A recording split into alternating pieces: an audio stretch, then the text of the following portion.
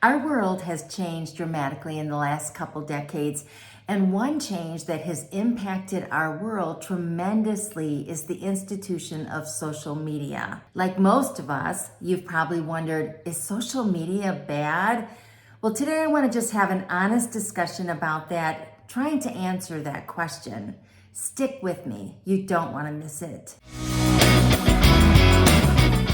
I was reading a book the other day, and the author referenced social media as one culprit for stress and restlessness.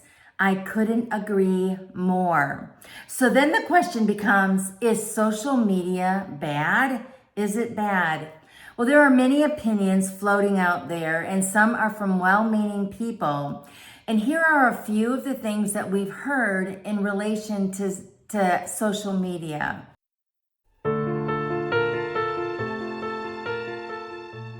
So are these wrong? Well, I would say yes and no. Absolutely, it is used as Satan's tool, and it can be terrible, and it can also present false facades. However, God is using social media for his kingdom purposes, and people are using it to connect with others and to encourage each other. There's a lot of good on social media. Here's the thing though. Most people are on social media in one way or another. I know some who have never engaged in social media, and that is perfectly fine. But if you're watching this video, then you're utilizing this amazing platform, even if it's just YouTube.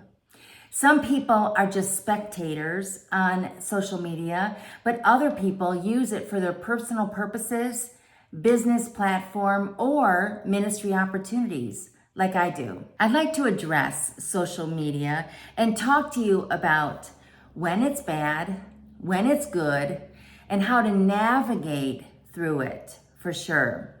Let's start with when it's bad. The first thing is social media is bad when it dominates your time. When it dominates your time, it can be very addicting. It can certainly become an idol that we worship. Many people use it in place of their alone time with Jesus. Let me say this, there are many great messages out there posted on social media, but nothing grows your faith more than your time that you spend with Jesus alone. Nothing. Jesus said in Matthew 6:33 to seek first his kingdom. And the Apostle Paul said in Colossians 4:2 that we need to devote ourselves to prayer. These are the things that we need to spend more time focusing on. Social media can creep in so fast and grip us very hard. Its hold can be so tight that we neglect other things like meaningful conversations with people, personal prayer and Bible study time, and simply just enjoying life. So don't let social media dominate your time. Second, social media is bad when it becomes an argument. You don't have to travel very far on social media to see people arguing. They argue about everything, politics, theology, cultural ideologies, correctness, etc., etc. Arguing puts a strain in relationships, stresses a person out, and rarely accomplishes anything. Most people do not change their opinions because someone is arguing with them about it. We read in Proverbs 23, avoiding a fight is a mark of honor. Only fools insist on quarreling. And Paul writes in Romans 12:18, do all that you can to live in peace with everyone. You must agree with me when I say that arguing promotes strife, not peace. And social media is a catalyst for arguing for sure. And 3, social media is bad when you're following the wrong people. Not only is social media a catalyst for arguing, but it's also a catalyst for opinions, false teaching, evil agendas, and warped theology. There are many voices permeating this place. Many are good, but a lot are bad. We must be very careful who we follow. Remember what Paul said in 1 Corinthians 15:33, that bad company corrupts good morals. Listening to the wrong people can certainly cause us to drift from the true gospel. And 4, social media is bad when it promotes falsehood. People use it as a facade. You know, we live in the selfie world, right? And people aren't going to show you the bad, they're only going to show you the good. They post about their travels, happy families, the things they buy, their community barbecues, and their big homes. But just because they post those things does not mean that they live a perfect life. No one does. It's easy to compare ourselves with these people that post these things. And when you look at these things and you see that maybe you don't compare, or your life doesn't compare, or your life seems not near as good as theirs, then it can throw you into depression and feelings of failure. This is very destructive. We must be very careful. So yes, social media can be bad, but it can also be very good. So now let's look at when social media is good. Number 1, it's good when it's used to speak truth. We could never know how many people have come to know Jesus, or have grown their faith, or have gained incredible eternal jewels simply because someone spoke truth on social media. We read in Zechariah 8:16, these are the things we are to do. Speak truth to each other and render true sound judgment in your courts. I applaud those who are speaking truth into social media. It doesn't matter what venue is used to speak God's truth, because he says in Isaiah 55:11 that when he sends out his word, that it will always produce fruit. He says it will accomplish all I want it to, and it will prosper everywhere I send it. God is using people to speak truth into social media. And if you are one of those people, you can be guaranteed that someone is being blessed by it. And 2, social media is good when it's used to encourage others. Paul tells us in 1 Thessalonians 5:11 to encourage each other and build each other up. This is what we are to do. Some people do not have other outlets, so social media is where they hang out. And let me encourage you to be that encouragement for them.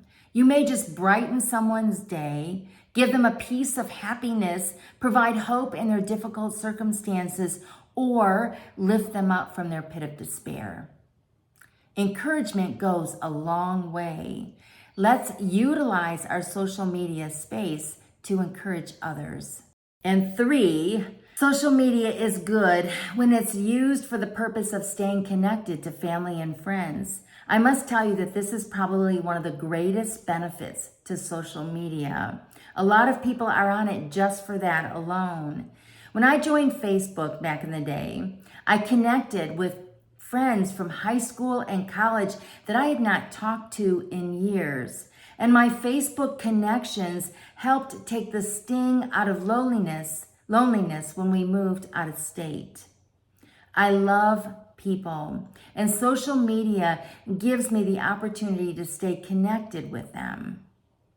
I know some people who use it just to see pictures of their kids and grandkids, for sure. And 4, social media is good when it's used for Bible studies and wholesome teaching. If you know anything about my ministry, you know that I primarily teach on social media. We use Facebook for Bible study discussion and YouTube for video teachings. Utilizing social media for the Bible studies helps us to reach more people from across the world. By the way, my YouTube channel also hosts weekly Bible teachings, just like this one.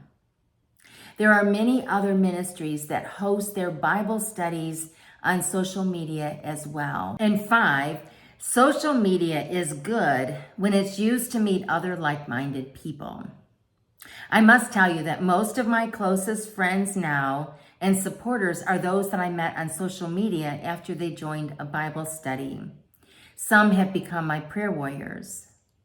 Some of them, and you may be one of them, do every Bible study that I offer and watch every teaching that I post. How thankful I am for the like-minded people that I have met on social media. I hope that you have had a similar experience as well. So, if you are one who utilizes social media, let's now cover a few things that we can and should implement as we navigate through this platform. 1, pick carefully. Pick which social media platform that you want to be on. A friend once told me that I should be on every popular social media platform simply because my ministry is online. But to be honest, that just made me overwhelmed. It didn't give me the time to do what I love to do, and that is to write and to teach, because it just consumed my time. So I decided that I would be primarily on Facebook and YouTube. So find which ones that you like the best and stick with them. And 2, limit your time on social media. Again, it doesn't have to and shouldn't dominate your time. Decide how long you want to be on social media per day and how many times a day you want to check it out. And 3, choose the right friends and the right stuff to follow. You don't have to be friends with everyone. Keep the ones that encourage you and delete the ones that spew angry things or things that you disagree with, even if it's family. And when I say disagree with, I mean like really disagree with, and things that they post are offensive to you because you don't hold those beliefs. You can choose who you want to be friends with and what people to follow. Social media does not have to stress you out or cause you grief. Use it to be a light for God's kingdom and to point people to Jesus. God is using social media to evangelize the lost and to help believers grow their faith.